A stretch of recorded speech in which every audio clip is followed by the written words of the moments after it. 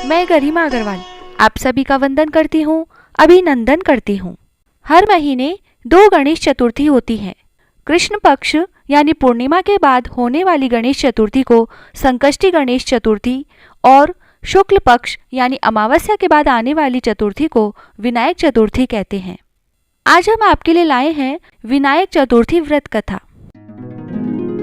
मान्यताओं के अनुसार विनायक चतुर्थी का व्रत करने से या फिर इस दिन गणपति की पूजा अर्चना करने से सभी बिगड़े कार्य बन जाते हैं। साथ ही जीवन में चल रही हर तरह की बाधा भी समाप्त हो जाती है। विनायक चतुर्थी की पौराणिक कथा के अनुसार एक बार भगवान शिव तथा माता पार्वती नर्मदा नदी के किनारे बैठे थे। वहां माता पार्वती ने भगवान शिव से समय व्यतीत करने के लिए चौपड़ खेलने को कहा। शिव चौपड़ खेलने के लिए तैयार हो गए, परंतु इस खेल में हार जीत का फैसला कौन करेगा, यह प्रश्न उनके समक्ष उठा तो भगवान शिव ने कुछ दिन के एकत्रित कर उसका एक पुतला बनाकर उसकी प्राण प्रतिष्ठा कर दी और पुतले से कहा, बेटा हम चौपड़ खेलना चाहते हैं, परंतु हमारी हार जीत का फैसला करने वाला कोई नहीं है, इसलिए तुम बताना कि हम दोनों में से कौन हारा और कौन जीता। उसके बाद भगवान शिव और माता पार्वती का चौपड़ खेल शुरू हो गया। यह खेल 3 बार खेला गया और संयोग से तीनों बार माता पार्वती ही जीत गई। खेल समाप्त होने के बाद बालक से हार जीत का फैसला करने के लिए कहा गया, तो उस बालक ने महादेव को विजयी बताया।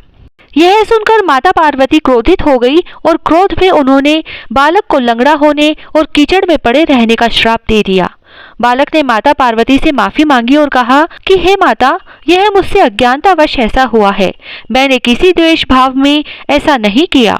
बालक द्वारा क्षमा मांगने पर माता ने कहा कि श्राप तो वापस नहीं लिया जा सकता, लेकिन उसके निवारण के लिए यहाँ गणेश पूजन के लिए नाग कन्याएं आएंगी।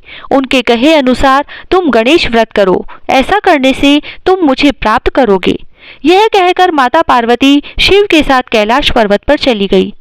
1 वर्ष के बाद उस स्थान पर नाग कन्याएं आई। तब नाग कन्याओं से श्री गणेश के व्रत की विधि मालूम करने पर उस बालक ने 21 दिन लगातार गणेश जी का व्रत किया और उसकी श्रद्धा से गणेश जी प्रसन्न हुए।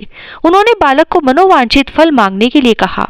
उस पर बालक ने कहा, हे विनायक, मुझ में इतनी शक्ति दे दीजिए कि मैं अपने पैरों से चलकर अपने माता पिता के पास कैलाश पर्वत पर पहुंच सकूं और वह यह देख प्रसन्न हो।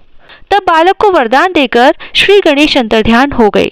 इसके बाद वह बालक कैलाश पर्वत पर पहुंच गया और कैलाश पर्वत पर पहुंचने की अपनी कथा उसने भगवान शिव को सुनाई। उधर चौपड़ वाले दिन से माता पार्वती शिवजी से विमुख हो गई थी, अतः देवी के रुष्ट होने पर भगवान शिव ने भी बालक के बताए अनुसार 21 दिनों तक श्री गणेश का व्रत किया। इस व्रत के प्रभाव से माता पार्वती के मन से भगवान शिव के लिए जो नाराजगी थी वह समाप्त हो गई।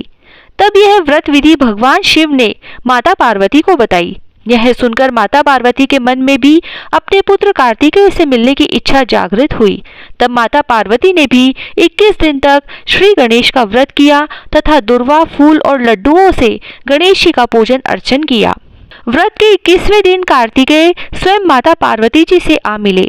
उस दिन से श्री गणेश चतुर्थी का यह व्रत समस्त मनोकामनाओं की पूर्ति करने वाला व्रत माना जाता है। इस व्रत को करने से मनुष्य के सारे कष्ट दूर होकर मनुष्य को समस्त सुख सुविधाएं प्राप्त होती है। जय श्री राधे। इसके अलावा विनायक चतुर्थी पर एक और पौराणिक कथा सुनी जाती है, वह भी इस वीडियो में हम आपके लिए लेकर आए हैं। एक बार माता पार्वती के मन में एक ख्याल आता है कि उनका कोई पुत्र नहीं है। ऐसे में वो अपने मन से एक बालक की मूर्ति बनाकर उसमें जीवन डाल देती है। इसके बाद वे कंदरा में स्थित कुंड में स्नान करने के लिए चली जाती है और जाने से पहले माता अपने पुत्र को आदेश देती है कि किसी भी परिस्थिति में किसी भी व्यक्ति को कंदरा में प्रवेश नहीं करने देना। बालक अपनी माता के आदेश का पालन करने के लिए कंदरा के द्वार पर पहरा देने लगता है और कुछ समय बीत जाने के पश्चात भगवान शिव वहां पहुंचते हैं। भगवान शिव जैसे ही कंदरा के अंदर जाने लगते हैं तो वह बालक उन्हें रोक देता है। महादेव बालक को समझाने का प्रयास करते हैं, लेकिन वह उनकी एक नहीं सुनता, जिससे क्रोधित होकर भगवान शिव त्रिशूल से बालक का शीश धड़ से अलग कर देते हैं। इस अनिष्टकारी घटना का आभास जब माता पार्वती को हुआ तो वह स्नान करके कंदरा से बाहर आती है और देखती है कि उनका पुत्र धरती पर प्राण विहीन पड़ा है और उसका शीश उसके धड़ से अलग कटा हुआ है। यह दृश्य देखकर माता क्रोधित होती है, जिसे देखकर सभी देवी देवता भयभीत हो जाते हैं। तब भगवान शिव अपने गणों को आदेश देते हैं कि ऐसे बालक का सिर ले आओ जिसकी माता की पीठ उसके बालक की ओर हो। शिवगण एक हथिनी के बालक का शीश लेकर आते हैं। भगवान शिव गज के शीश को बालक के धड़ से जोड़कर उसे जीवित कर देते हैं। इसके बाद माता पार्वती शिवजी से कहती है कि यह शीश गज का है, जिसके कारण सब मेरे पुत्र का उपहास करेंगे। तब भगवान शिव बालक को वरदान देते हैं कि आज से संसार इन्हें गणपति के नाम से जानेगा। इसके साथ ही सभी देव भी उन्हें वरदान देते हैं कि आज से वे प्रथम पूज्य है, यानी कि किसी भी मांगलिक कार्य करने से पहले भगवान गणेश की पूजा करना अनिवार्य होगा। यदि कोई ऐसा नहीं करता है तो उसको उसके अनुष्ठान का फल नहीं मिलेगा। श्री गणेशाय नमः।